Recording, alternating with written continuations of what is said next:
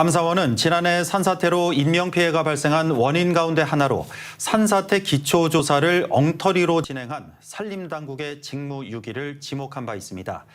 그런데 감사원 감사 결과 산사태 기초조사뿐 아니라 사방사업 역시 엉터리 투성이었습니다. 산사태 취약지역에 우선 배정돼야 할 사방사업 예산이 엉뚱하게도 예산 집행률을 기준으로 배정되면서 공사가 시급한 취약지가 후순위로 밀려났는데 지난해 부부의 목숨을 앗아간 봉화 춘향 학산마을도 여기에 포함된 걸로 확인됐습니다. 이도훈 기자입니다. 새벽에 발생한 산사태는 50대 부부의 목숨을 순식간에 앗아가 버렸습니다. 살아남은 주민들은 흙물에 라면을 끓여 먹어야 했습니다.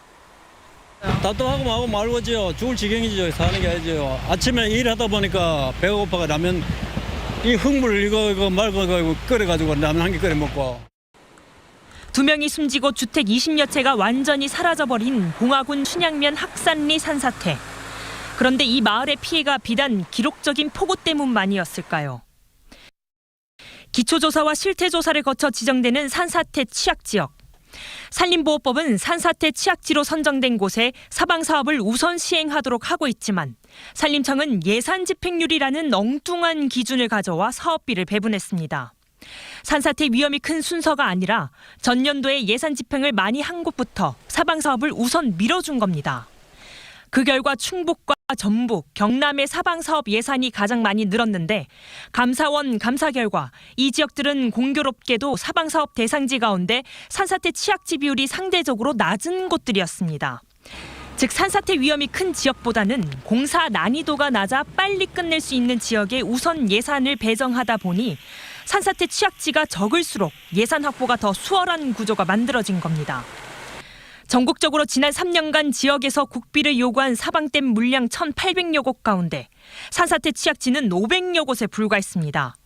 결국 지난해 산사태가 발생하기 6개월 전까지 사방사업이 끝난 산사태 취약지역은 전국 2만 7천여 곳 가운데 약 4분의 1, 7,008곳 뿐이었던 겁니다.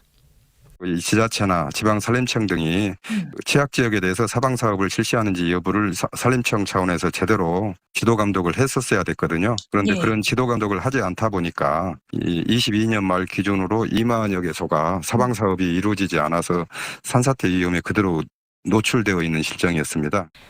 감사원 감사 결과 지난해 산사태로 부부 2명의 목숨을 앗아간 봉화군 춘향면 학산리 역시 그렇게 사각지대에 방치됐던 산사태 취약지역 중 한 곳이었습니다. 학산리는 산사태 발생 5년 전에 이미 산사태 취약지역으로 지정됐지만 사방사업은 부부가 숨지는 그날까지 끝내 이뤄지지 않았습니다.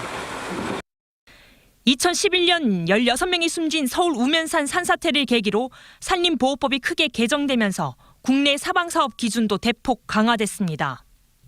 유리창 째고 막 나오라고 했는데 지나가 안 나가지고 이 엄마가 막 2시간 동안을 울고 지나. 하지만 정작 산림당국의 안일한 사업 운영과 사실상 방치된 취약지역 관리로 인해 안타까운 희생이 반복된 건 아닌지 산림당국의 진지한 성찰과 반성이 필요해 보입니다. MBC 뉴스 이도훈입니다.